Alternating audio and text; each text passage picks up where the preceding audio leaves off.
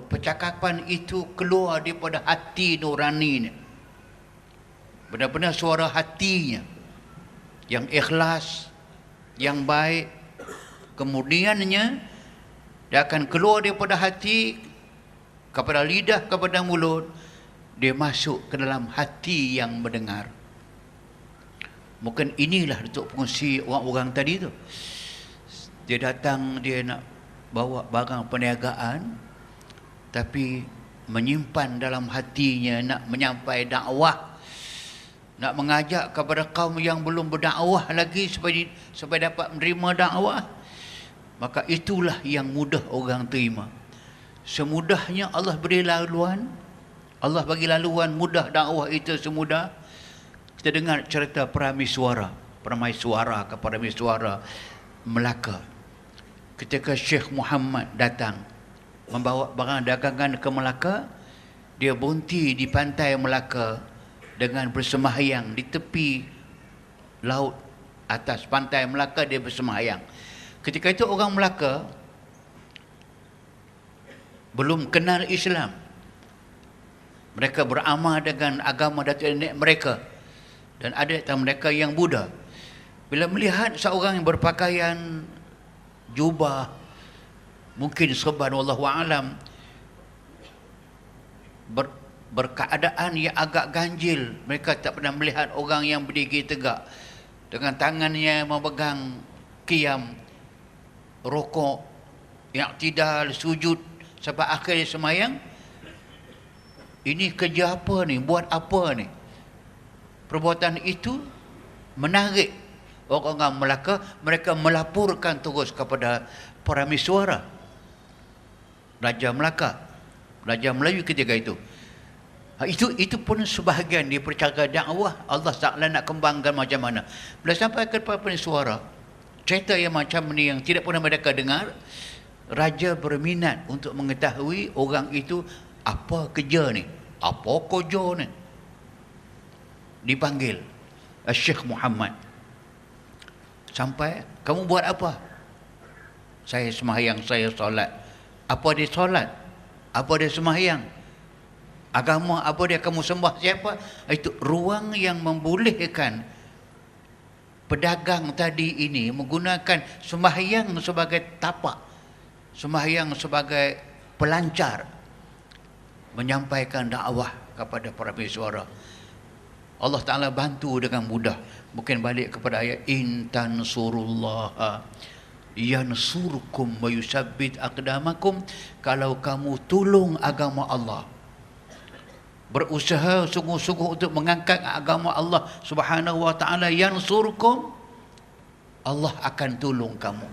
Apa yang tolong? Yang saya ingat baca sejarah lama, Paramiswara itu dikatakan dalam hikayat Melayu, dia bermimpi berjumpa dengan Nabi kita Muhammad sallallahu alaihi wasallam, dan Nabi menyuruh dia, mengajak dia beriman dengan apa yang dibawa oleh Syekh Muhammad ini. Dikatakan itulah di antara puncanya. Maka Raja Melaka ini telah Islam dan terkembanglah. Bila Islam meraja, maka datanglah dikatakan an-nasu ala dini muluki. Manusia akan mengikut, mudah mengikut agama yang dianuti oleh raja-raja mereka. Maka tersibarlah Islam dengan tidak menggunakan kekuatan mata pedang atau peperangan. Maka inilah yang saya nak simpulkan, mengatakan bahawasanya maka tugas-tugas awal dahulu yang menggunakan cara yang begitu mudah, cara simple, dengan perkataan yang pendek-pendek yang mudah dipaham.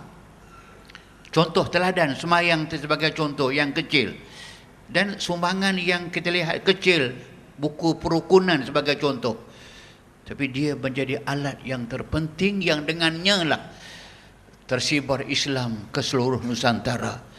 Atas itulah maka saya nak mengajak diri saya, mengajak tuan-tuan, kita semua boleh menjadi pendakwah. Setidak-tidaknya kita berdakwah, kita ajak diri kita dahulu. Kita ajak diri kita dahulu menjadi seorang Muslim yang sebenar. Dan kita boleh mengajak keluarga kita dan mengajak kawan-kawan kita.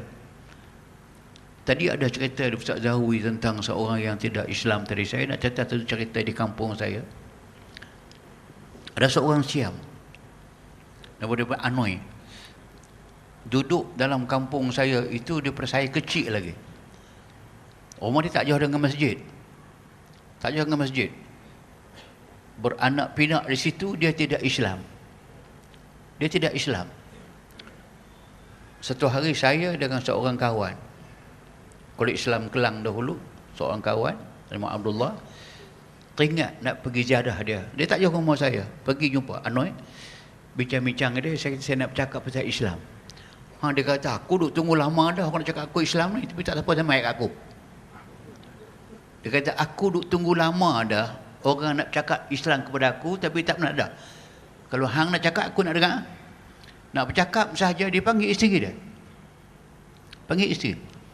Panggil anak dia, perempuan. Laki kecil seorang. Cakap Islam. Dia berminat. Berminat. Rupanya dia pernah pergi menghadiri majlis tahlil di kampung tu. Orang angkat tangan, dia angkat tangan. Orang jamu, dia makan. Tidak Islam.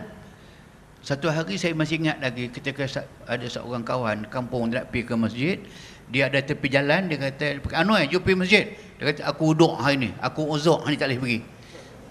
Inilah yang contoh saya katakan, dia kata, buka saya kepada Islam kepada dia dengan begitu mudah. Dia kata, aku nak Islam dengan keluarga. Islamlah mereka dengan baik. Inilah contoh-contoh yang saya sebut tadi. Kita macam tak teringat bahawa benda yang kecil begitu, kalau kita buat, Allah Ta'ala akan bantu. Keuntungannya di mana? Cubalah kita bayangkan. Kalau seorang yang kafir tadi terus berada dengan kekafiran dia, dia kafir, anak dia kafir, cucu dia kafir, cicit kafir, mungkin sampai kiamat mereka kafir. Kalau seorang sahaja boleh kita Islamkan, dia Islam, anak dia Islam dengan sendirinya, cucu dia Islam, cicit dia Islam, sampai akhirnya pun Islam. Atas usaha kita yang sedikit, dengan Islam seorang itu sebagai contoh, kebaikan yang kita dapat. Ini dia katakan bahawa sesiapa yang menunjuk jalan kepada kebaikan, falahu ajruha wa ajru man amila bi yaumil qiyamah. Dia dapat pahala yang sama, bertambah yang sama sampai kepada hari kiamat. Maka inilah dia peluang yang cukup baik bagi dalam maksud, sampaikanlah dakwah itu kepada ummah ini, kepada yang belum Islam kepada Islam, yang Islam dah kepada baik Islam dia, dengan hanya menggunakan sedikit usaha sahaja, mengharapkan Allah bantu kita, insya-Allah tugas itu akan menjadi senang dengan bantuan Allah Subhanahu wa taala. Wassalamualaikum warahmatullahi wabarakatuh. Terima kasih Profesor Datuk Harudin. Alhamdulillah tuan-tuan ya. Seruan dua tiga kali menyeru tadi tuan-tuan dan puan ya. Seru kepada diri kita. Dakwah kepada diri kita. Dakwah kepada anggota terdekat kita. Dakwah kepada masyarakat kita. Dakwah kepada kepimpinan kita. Dakwah kepada mereka yang berkuasa.